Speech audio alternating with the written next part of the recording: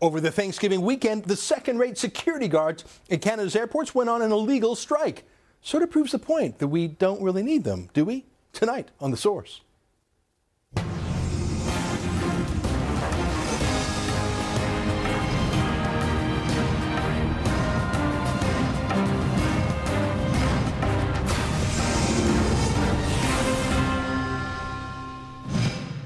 Let me introduce you to Canada's worst security guards. They're called CATSA.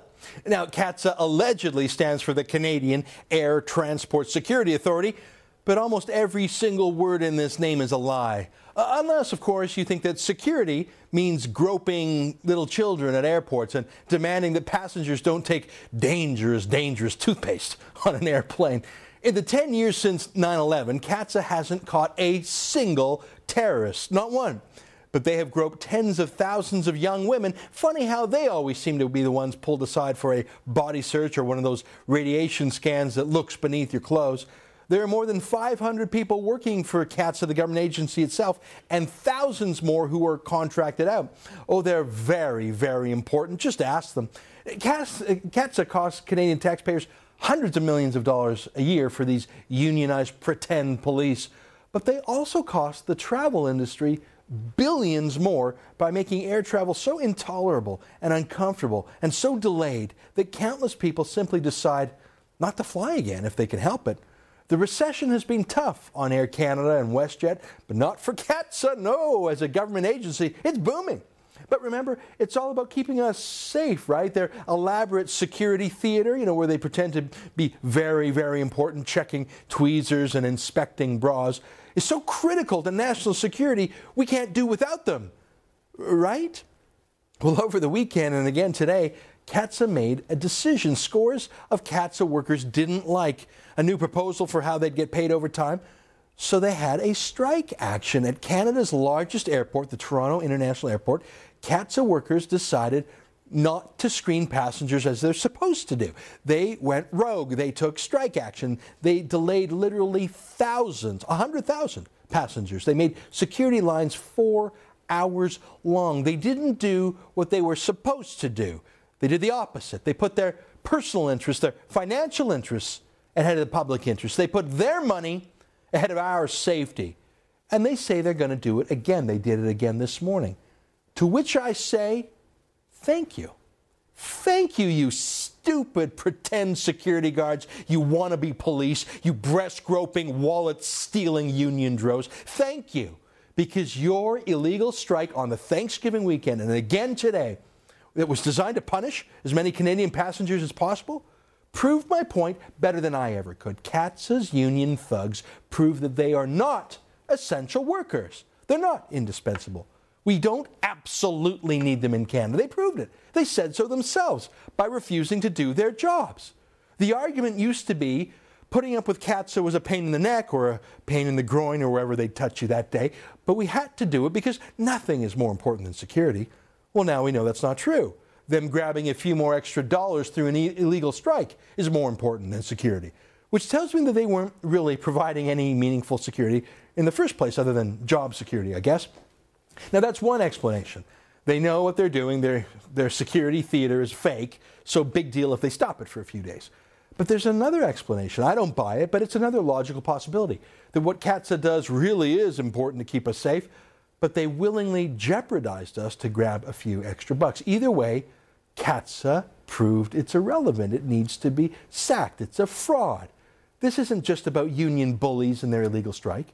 It's not just about another wasteful, unaccountable government bureaucracy, CATSA, that leeches off the hard-working men and women in the travel and tourism industry who've had it hard enough without having a government-made problem inflicted on them. This is about stopping the mass, systemic, physical and sexual assault on Canadian travelers in the name of searches. It's about ending thousands of thefts of wallets and jewelry by CATSA guards. It's about saving money from useless security theater that doesn't work and spending that money on real security measures that actually do work. Ones that focus on potential terrorists, not little old ladies and young girls. Let's start with some basic facts. CATSA is useless. Instead of looking for terrorists, they look for things. They'll search for tweezers, demand that you put your shampoo bottle in a plastic bag, inanimate objects. But they don't actually look for terrorists, people who fit the profile of terrorists, young men traveling without their families from places like Saudi Arabia and Somalia and Pakistan. So CATSA will search a grandmother in a wheelchair or an infant, even though in the entire history of terrorism, no Canadian grandmothers or toddlers have ever committed a terrorist act. But they don't profile people because, you see, that would be politically incorrect. And being politically correct is more important to CATSA than actually stopping terrorism. Take the outrageous case of a 4-year-old girl from Saskatoon named Ella Wall. She was fondled and restrained for 20 full minutes, and even her toy doll was subject to multiple scans. I'm not making this up. The CATSA thugs insisted that 4-year-old Ella go into the large radiation scanner by herself without a parent or a doll. Of course, she cried when the CATSA stranger came to grope her. Of course, she threw a tantrum. I call that one smart kid. Every parent should train their children to scream stranger danger when some union thug in a uniform touches them. That's a good kid. And then there's the recent case of the 82-year-old cancer survivor from Abbotsford, BC, named Elizabeth Strecker. She lost a breast to cancer 5 years ago, but CATSA thugs forced her to bare herself and show them her prosthetic breast, a humiliating demand that reduced her to tears. I see it all the time when I travel. Here's a picture. I actually took this blurry picture, show it now please, when I was traveling through the Edmonton airport a month ago. A happy family was traveling behind me, and the dumb as a bag of hammers CATSA guard insisted on giving a body search to the child. I'm sorry it's blurry. By the time I whipped out my BlackBerry to take this picture, the assault was over. I asked the dad how old his child was. 16 months is what he said. A 16-month-old child was groped. Here's another picture. This one is from CATSA's equally stupid counterpart south of the border called the TSA. Yeah, I think it's safe to say the terrorists have won. Look, in any other circumstance, for someone to fondle you, for someone to touch your breasts or your other private parts, well, that's called assault, maybe sexual assault. When it's done to children, it's called being a predator.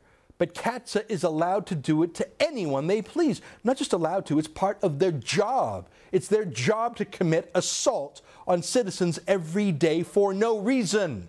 Our Charter of Rights guarantees us mobility. That means the freedom to travel around. But CATSA insists that they have the power to touch your body without any probable cause, or they'll take away your right to travel. The government, of course. Real police don't have that right. Real police cannot stop you on the street and grope you. They cannot. It's assault if they do.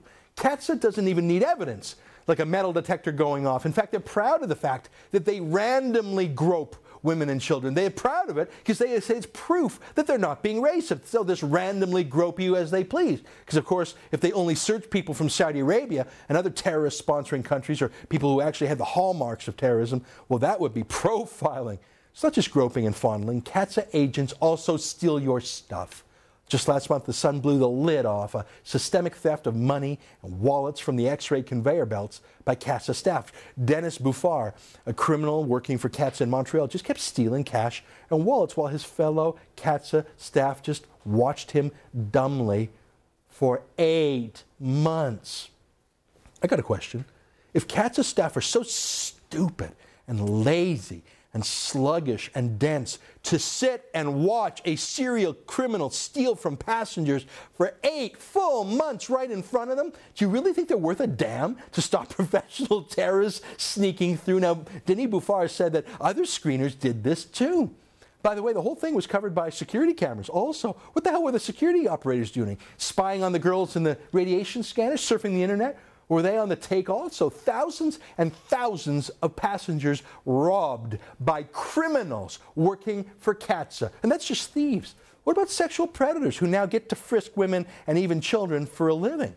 Look, we teach our kids not to let adults touch them in their privates, especially adults who claim to be in positions of authority. CATSA destroys that lesson for children. If you don't let CATSA staff touch your child, you won't get on the plane. What lesson are we teaching our children? To submit to authority figures who want to touch them?